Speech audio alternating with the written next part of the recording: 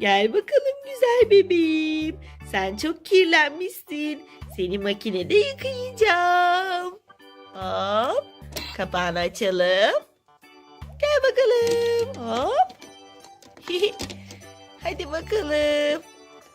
Kapağını kapatalım. Şimdi çalıştırıyorum. Bebeğim tertemiz olacak.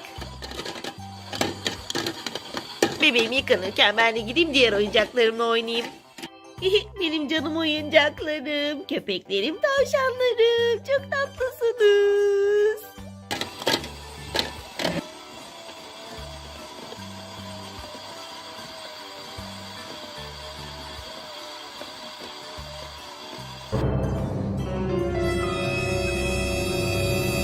Gideyim bakayım bebeğim yıkanmış mı?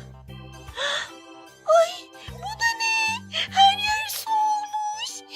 Ay annem bana çok kızacak. Aa bebeğim. Ay benim hemen bir yere saklanmam lazım. Nereye saklansam? Of. Annem bana çok kızacak. Chelsea. Kızım.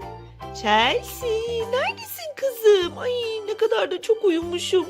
Chelsea, neredesin kızım? Ah, bir yerden su sesleri geliyor. Sesler de ne böyle? Allah Allah, gideyim bir banyoya bakayım. Bu da ne böyle?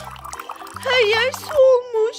Chelsea, oyuncağını makinede yıkamaya mı çalıştın kızım? Keşke bana sorsaydın. Oyuncaklar makinede yıkanmaz ki anneciğim.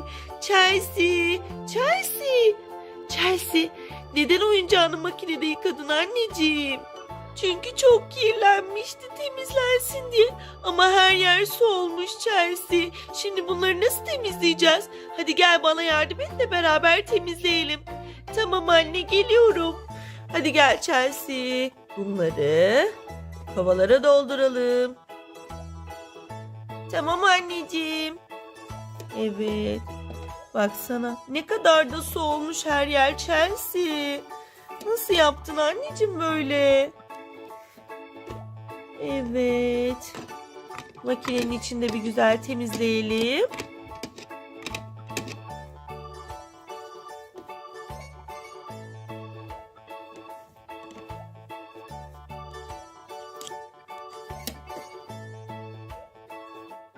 Evet kızım, makinemizi temizledik, suları da temizledik. Şimdi makineyi çalıştıralım bakalım çalışacak mı? İnşallah makinemiz bozulmamıştır Chelsea. Tamam anne, oyuncağını da lavaboda yıkayacağız tamam mı? Tamam. Kapağını kapatalım. Ve makinemizi çalıştıralım. Bakalım çalışacak mı? Evet. Aa Chelsea, makinemiz çalışıyor. Makineye herhangi bir şey olmamış kızım. Hadi gel oyuncak bebeğini lavaboda yıkayalım. Tamam anne, gel bakalım. Bak bebeğin güzel güzel yıkanıyor kızım. Bir daha sakın makineye bebeklerini atma tamam mı? Makine zarar görebilir. Tamam anneciğim, bebekler lavaboda yıkanır kızım. Bak tertemiz oldu, artık bebeğinle oynayabilirsin. Tamam anne. Görüşürüz arkadaşlar.